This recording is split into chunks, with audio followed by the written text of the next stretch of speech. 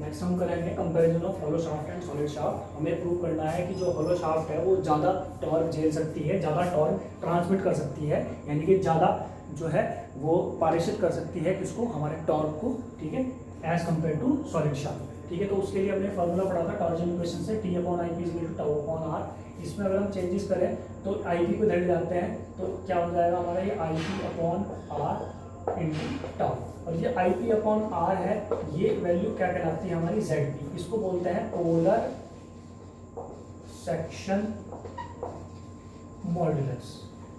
ठीक है, polar section modulus हमारा क्या है, ये रेशो है किसका, पोलर मोमेंट ऑफ इनर्शिया और उसके रेडियस का। ठीक है, पहले हमने सेक्शन मॉडुलस पढ़ा था जेड का जो वेट मान था हमारा moment of inertia upon Y, यानी कि उसकी न्यूट्रल एक्सिस से जो डिस्टेंस है वाई और उसका मोमेंट ऑफ इनर्शिया कितना है। यहाँ पे जो ये वैल्यू है जेड पी वो अलग होती है। अब जेड पी की जो वैल्यू है हम कैसे निकालते हैं, देखिए जो हमारी सॉलिड शाफ्ट है तो उसके लिए हम निकालना चाहें जेड पी की वैल्यू, तो आई पी हमारा कितना था, आई पी हमारा था pi by 32 D to the power 4, और इसको हम डिवाइड करेंगे क्या निकालने के लिए, डिवाइड बाय हमारा कितना हो जाएगा ये आर यानी कि D bye 2।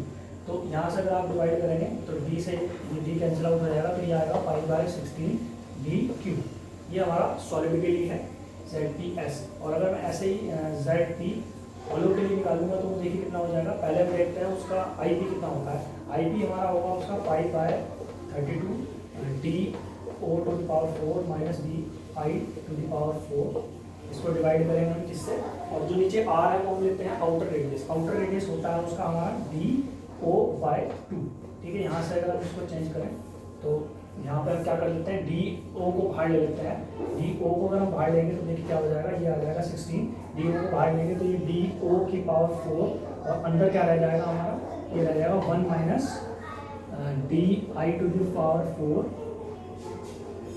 Upon D O to the power 4 upon कितना आ जाएगा, ये नीचे आ जाएगा हमारा, ये नीचे आ जाएगा डी ओ, यहाँ से डी ओ कैंसिल आउट हो जाएगा। और इस टर्म को जो ये D I upon D O है इसको हम लिख लेते हैं के। ठीक है, अगर इसको हम के लिख लेते हैं तो देखिए ये जेड पी की वैल्यू कितनी हो जाएगी, पाई बाय 16, ये डी ओ की पावर कैंसिल आउट हो जाएगी, डी ओ क्यू हो जाएगा, और ये आ जाएगा 1 minus K to the power 4। याद रखिएगा के का मान क्या है, D I upon D O, तो ये हमारा फॉर्मूला आ जाएगा। आप दोनों को हम कंपेयर करते हैं बेसिकली। ठीक है, दोनों का टॉर्क निकालेंगे हम, तो टॉर्क कितना आना चाहिए तो हम देखेंगे किसका टॉर्क जो है ज़्यादा आता है, उससे हमें पता चल जाएगा कि किसकी स्ट्रेंथ हमारी ज़्यादा है। ठीक है, तो यहाँ पे हम रखते हैं, लेकिन सबसे पहले हम निकालते हैं किसका, सॉलिड शाफ्ट का निकालते हैं। तो सॉलिड शाफ्ट के लिए जो पी एस है वो कितना हो जाएगा, pi by 16 D cube into tau. ठीक है, दोनों पे शेयर इसका समान लग रही है, ये टाउ जो है वो दोनों के लिए सेम है। टी एच कितना हो जाएगा हमारा, टी एच हो जाएगा pi by 16 T O cube 1 minus K to the power 4 tau.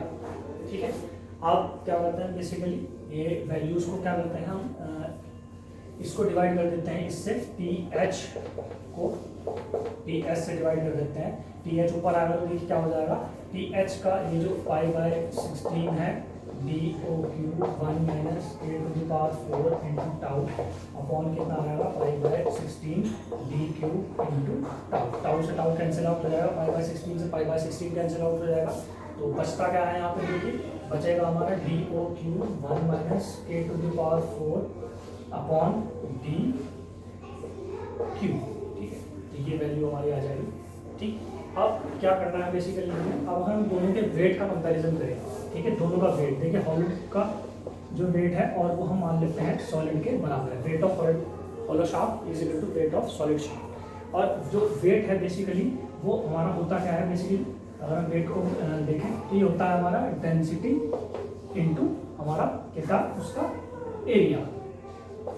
ठीक है, डेंसिटी इनटू एरिया, तो डेंसिटी हमारी दोनों की समान है क्योंकि एक ही मटेरियल की बनी हुई है, तो ये रो एच हमारा into A H is equal to rho हमारा एस इंटू ए एस, तो ये दोनों सेम वैल्यू है क्योंकि डेंसिटी सेम है दोनों मटेरियल की। ए एच की जो वैल्यू है वो हमारी कितनी आ जाएगी, एक मिनट इसमें थोड़ा किया हमने, वेट जो है हमारा वेट को हम जो है डेंसिटी इंटू हमारा वॉल्यूम है, तो यानी कि री इंटू वी एच इंटू ये rho H into V H is equal to होगा rho V rho S into V S, ठीक है। तो डेंसिटी दोनों भी सेम है, तो volume of hollow is equal to volume of solid shaft, volume हमने पढ़ा है A H into L H is equal to हमारा ए एस इंटू हमारा एल एस। अब देखिए जो लेंथ है दोनों की वो सेम है दोनों शाफ्ट्स की, तो A H is equal to A S आ जाएगा। ए एच जो है बेसिकली एरिया क्या है, कितना है हमारा इसका, ये है π/4 डी ओ का स्क्वायर माइनस डी आई का स्क्वायर इज इक्वल टू हमारा इसका एरिया कितना है हमारा, ये π/4 इंटू डी का स्क्वायर, ठीक है। ये दोनों यहाँ से आ जाएंगे हमारे, तो यहाँ हम चेंजेस कर लेते हैं इसके, यहाँ से हम डिवाइड कर लेते हैं इसको, ठीक है। तो यहाँ पे जो इसको हम डी ओ स्क्वायर को बाहर ले लेते हैं, तो ये आ जाएगा 1 minus D I square upon D O square is equal to D square, ठीक है। इसको यहाँ ले आता हूँ, तो ये जो है हमने के मान रखा है इसको, तो डी ओ का square is equal to D O square into 1 minus K का square is equal to D square, ठीक है। डी स्क्वायर की वैल्यू हमारी क्या आ रही है, ये आ रही है D O square into 1 minus K square. इस वैल्यू को हम यहाँ पुट कर देंगे, तो देखिए क्या होता है हमारा, अगर इस वैल्यू को हम पुट करते हैं यहाँ पे डी क्यूब, ठीक है। तो डी की जो वैल्यू है, डी की वैल्यू पहले क्या आ जाएगी हमारी, के स्क्वायर रूट में हट जाएगा यहाँ से, तो डी की वैल्यू जो आ जाएगी हमारी डी ओ, और ये आएगा 1 minus K square to the power 1/2, ये क्योंकि हमने स्क्वायर को उधर लिया है, तो यहाँ पे एक पावर इसकी हट जाएगी 1/2, जो बच जाएगा। इस वैल्यू को हम यहाँ पर रख देते हैं, ठीक है। तो ये आ जाएगा हमारा D O into 1 minus K square की पावर कितना है 1/2, ठीक है। 1/2, अब क्योंकि ये क्या है क्यूब है, तो ये क्यूब रूट बन जाएगा, और ये बन जाएगी पावर हमारी कितनी 3/2, ठीक है। ये कैंसिल आउट हो जाएगा हमारा यहाँ से, तो 1 माइनस के, आप देखिए इस टर्म को हम क्या लिख सकते हैं, इस टर्म को हम ऐसे लिख सकते हैं 1 minus K square into 1 plus K square, ठीक है।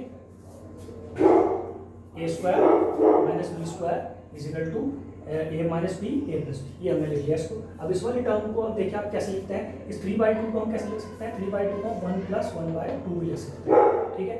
अगर इस पावर को मैं क्या करता हूँ, लिख देता हूँ 3/2 को 1 प्लस 1/2, तो इन दोनों टर्म को अलग करते हैं। एक बार इसकी पावर 1 हो जाएगी तो 1 माइनस के स्क्वायर, और एक बार इसकी पावर कितनी हो जाएगी 1 माइनस के स्क्वायर की पावर 1/2, ठीक है। अगर आप देखें तो कैंसिल आउट हो जाएगा, कैंसिल आउट हो जाएगा, तो देखिए क्या बचता है। अब इसको हम सॉल्व करते हैं यहाँ पे, तो इसको यहाँ से इरेज कर देता हूँ, इसको मैं इरेज कर देता हूँ, और देखिए क्या बचता है यहाँ पे, जो बचता है 1 प्लस के का square upon 1 minus K square, और ये 1/2, ठीक है। ये क्या है T H upon T S. अब अगर हम डी जो हमारा O है, अगर उसको हम दूसरा ले लेते हैं डी आई के, तो के कितना हो जाएगा हमारा, के हो जाएगा हमारा कितना, ये हो जाएगा डी आई अपॉन के इज इक्वल टू क्या था हमारा, डी आई अपॉन डी रो, तो ये हो जाएगा के इज इक्वल टू 1/2। के की वैल्यू हमेशा ही 1 से छोटी रहेगी, क्यों, क्योंकि आउटर जो डायमीटर है वो बड़ा होगा as compare to inner diameter, इसलिए के की वैल्यू 1/2 यहाँ पे आ जाएगी। अगर आप इस 1/2 के वैल्यू को यहाँ पे रखते हैं, तो देखिए क्या हो जाएगा, ये 1/2 का स्क्वायर, ठीक है, अपॉन 1 माइनस 1/2 का स्क्वायर की पावर 1। ये जो वैल्यू आती है, ये आती है 1.443, आप सॉल्व करके देख लीजिएगा। तो इसका क्या मतलब है, इसका मतलब है T H upon T S, यानी कि जो टी एच है that is 1.443 times of T S, यानी कि लगभग 1.5 गुना होता है टॉर्क हॉलो शाफ्ट के लिए किसका, टी एस का। जितना टॉर्क सॉलिड शाफ्ट पे लगता है उसका 1.5 गुना होता है हमारा, जितना कि सॉलिड शाफ्ट हॉलो शाफ्ट पे लग सकता है, यानी कि हॉलो शाफ्ट जो है ज़्यादा टॉर्क ट्रांसमिट कर सकती है as compare to solid shaft, कितना, उसका 1.5 गुना, ठीक है।